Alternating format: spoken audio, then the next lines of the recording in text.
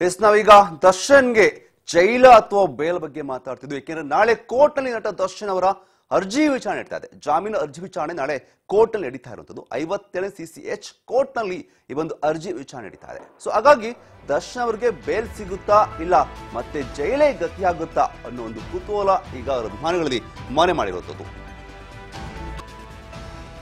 ಒಂದು ಕಡೆ ದರ್ಶನ್ ಅವರು ಈಗ ಜೈಲ್ ಅಥವಾ ಜಾಮೀನು ಅರ್ಜಿ ಹಾಕಿರೋ ಒಂದು ಸುದ್ದಿ ಆದರೆ ಮತ್ತೊಂದು ಕಡೆ ದರ್ಶನ್ ಜೊತೆಗೆ ಅವರ ತಾಯಿ ದೂರವಾಣಿ ಸಂಪರ್ಕದಲ್ಲಿ ಮಾತನಾಡಿದ್ದಾರಂತೆ.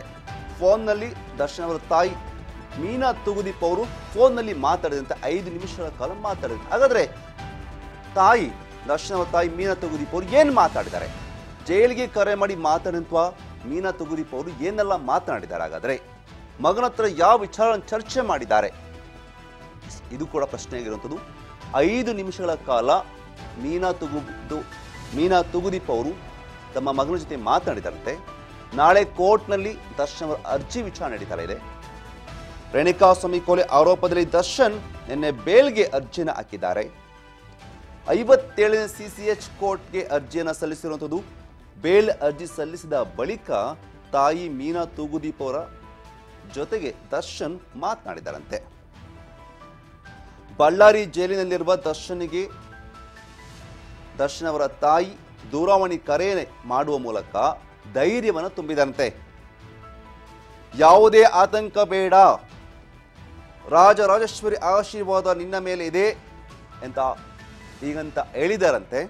ಅಲ್ಲದೆ ವಕೀಲರಿದ್ದಾರೆ, ಬೇಲ್ ಸಿಗುತ್ತೆ ಅಂತ ದರ್ಶನ್ಗೆ ಧೈರ್ಯವನ್ನು ತುಂಬಿದಾರಂತೆ. ಈಗೊಂದು 4-5 ಡೇಸ್ವರೆಗೂ ಕೂಡ ದರ್ಶನ್ ಅವರು ಒಂದು ಆತಂಕದಲ್ಲಿದ್ದರು. ಅಮ್ಮ ಬಂದಿಲ್ಲ, ಅಮ್ಮನ ನೋಡ್ಬೇಕು ಅನ್ನಿಸ್ತಾ ಇದೆ ಅನ್ನೋ ಒಂದು ಬೇಸರ ಮಾಡ್ಕೊಂಡಿದ್ರು.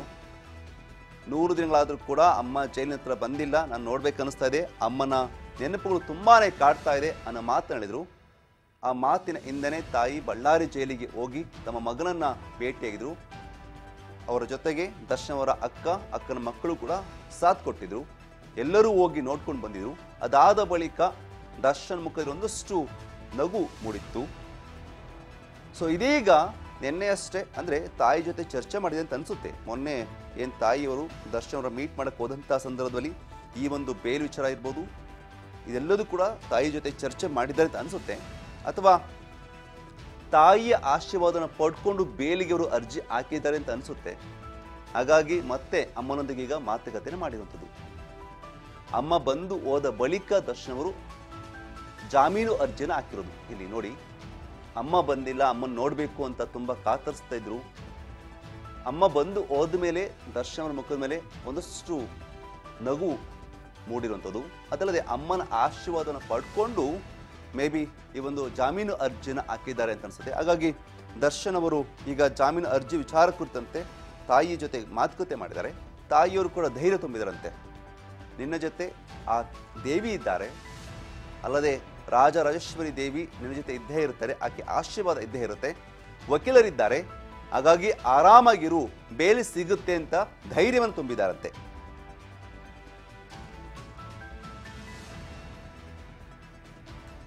ಬೇಲ್ ಅರ್ಜಿ ಹಾಕಿದ ಬಳಿಕ ದರ್ಶನ್ ಅವರು ಕೂಡ ನಿನ್ನೆ ರಾತ್ರಿ ತಡರಾತ್ರಿ ಆದರೂ ಕೂಡ ನಿದ್ದೆ ಮಾಡಿಲ್ಲವಂತೆ. ತುಂಬ ಚಡಪಡಿಸ್ತಾ ಇದ್ದಂತೆ, ತುಂಬ ಟೆನ್ಷನ್ ಇದ್ದರಂತೆ. ಆ ಟೆನ್ಷನು, ಆ ಚಡಪಟಿಕೆ ಎಲ್ಲದನ್ನು ಕೂಡ ಬೆಳಿಗ್ಗೆ ತಾಯಿಯೊಂದಿಗೆ ದೂರವಾಣಿ ಸಂಪರ್ಕದಲ್ಲಿ ಮಾತನಾಡಿದ್ದಾರೆ ಎನ್ನಲಾಗ್ತದೆ. ಅದೆಲ್ಲವನ್ನು ಕೂಡ ತಾಯಿಯೊಂದಿಗೆ ಮಾತಾಡಿದರೆ ಹೇಳಿದ್ದಾರೆ.